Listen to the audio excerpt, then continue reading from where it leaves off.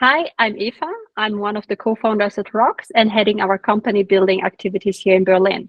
Today, we talk about women's health and in particular about how at ROX we ideate and grow ideas. In short, how our teams work in early innovation. I have two special guests today with me, Tamara, one of our entrepreneurs in residence working on women's health, and Stephanie Stephanie, global portfolio lead for women's health at Roche. Tamara, my first question goes to you. When we founded ROX 3 years ago, we were focusing on breast cancer and Alzheimer's disease. And nowadays, we also work in menopause. How did that happen? And can you maybe talk a little bit how it comes that new innovations are grown inside the company builder at ROX?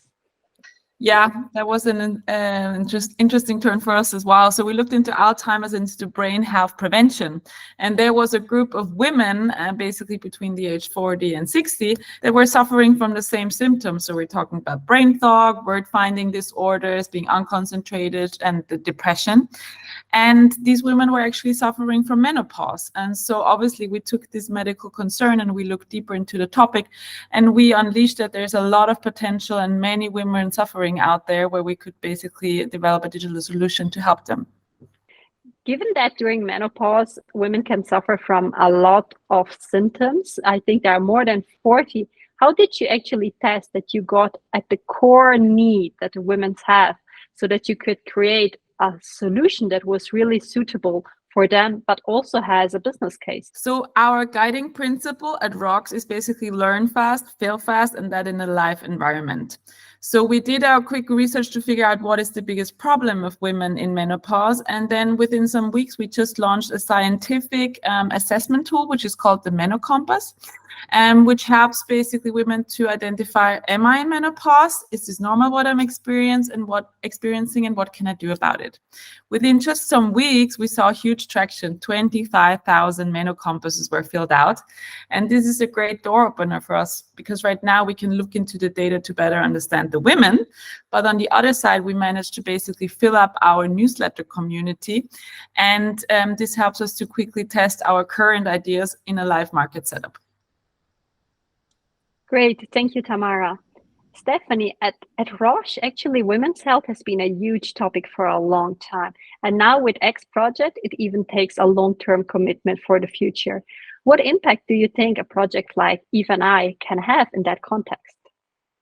I think it can have a big impact because 1 in 8 people on this planet, or 1 billion women, are currently in menopause.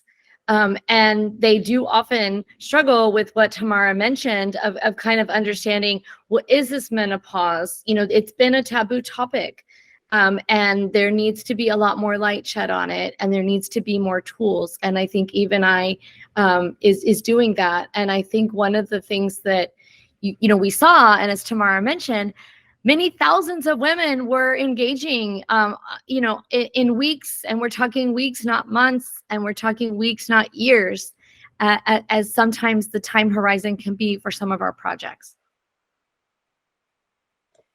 And after you got to know eve&i, actually, you proactively involved ROX in exploring future areas in women's health so that we could create even more solutions for women in different areas, like, for example, in oncofertility. So why did you choose ROX as a partner for that project?